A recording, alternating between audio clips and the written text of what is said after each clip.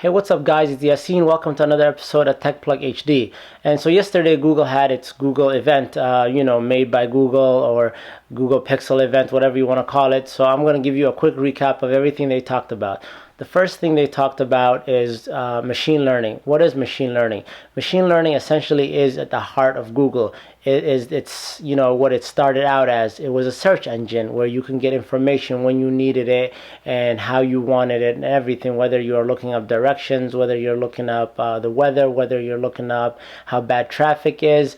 Essentially what machine learning is, it learns your habits and it learns all this information out in the world, and it's ready to give it to you when you need it in an instant of a second, like that. So this year they are pushing it further by implementing it right into their phones, and it's no longer a standalone app or something you have to go look for it, but it's all over the phone, and you can get assistance through any page or any app that you're using. And then they have an extension for their new home devices, so that when you're at home and not necessarily next to your phone, you could still just say okay Google and ask questions, and it's got a speaker system that we're going to get into later to tell you exactly what type of home devices they got coming up.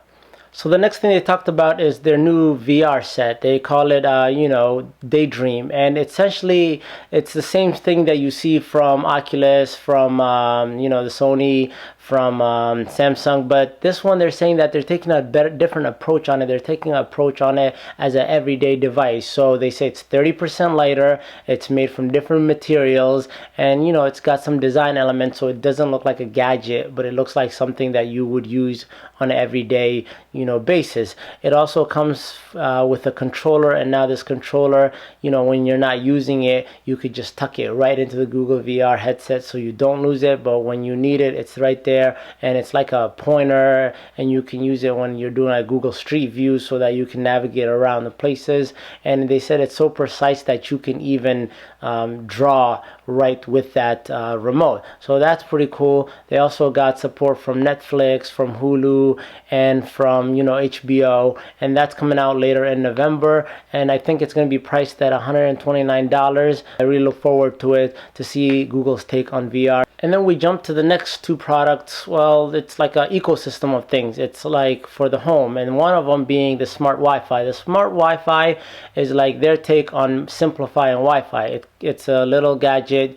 You place it in different locations, and you can buy one for upstairs, one for downstairs, one for your basement, one for the kitchen, and essentially they'll communicate with each other, and they will decide what areas in the house you're located in to push the network into that hotspot. And this actually might solve a lot of problems for people with one router or one Wi-Fi, and it's just like in the basement or upstairs in the loft, and they can't seem to get good signal all over.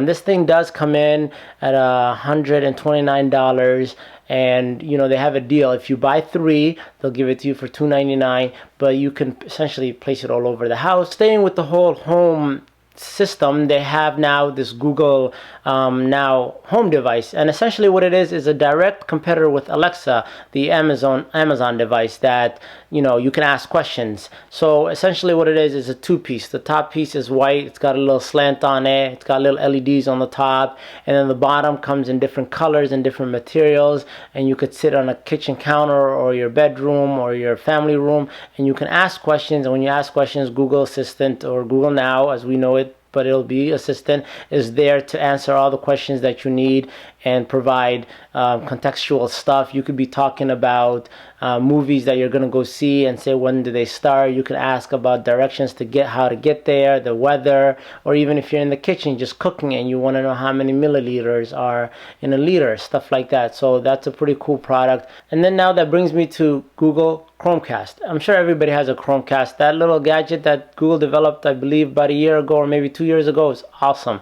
You connect it to your TV and you can stream anything from your phone, from your tablet, from your computer.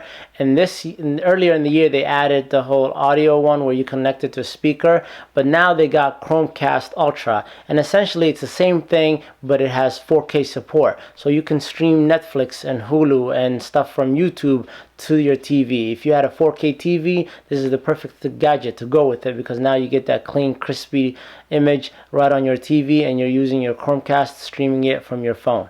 And now for the big news from yesterday's event is the Google Pixel phones. So this is Google's take on phones and how they should be, and they're trying to directly compete with Apple by saying it's a phone made by Google. Before, they would use third-party companies to make the phones, and they would just focus on the software, but this year they're focusing on the hardware, the design, the software, everything. And it's almost like the way Google thinks a phone should be, which has me excited, because I always liked what they did with the Nexus lines, and now that they got, you know, a say in design and physical features, I'm actually kind of excited. So we'll see how this comes out. I was actually fortunate enough to play around with both of them a couple of days ago. One of the perks of having a developer friend. I didn't have a long time to play with it, so I tried to get some shots, and I'll be making a video in the next couple of days. And I actually got to do a real-world test of the camera. So I'm going to be doing a video on camera review or compared to the Nexus 6P and the Nexus 5X. So subscribe to the channel, stay tuned, come back, check me out in a couple of days. I'll have that video up. And that's pretty much wraps up the Google event from yesterday. Let me know which parts you liked. Let me know which parts you're excited about and what you thought about it. Me personally, obviously the the Pixel phones got me excited, and also that Chromecast got me excited, because now I can take advantage of my 4K TV and get that crispy image. Thanks for watching the video. My name is Yasin. I hope you liked it and learned something new. Give it a thumbs up if you liked the video. Don't forget to hit that subscribe button to see more content like this. And I will be bringing a video later on this week about the camera test of the Nexus Pixel. I'm going to be comparing it to the Nexus 5X and the Nexus 6P.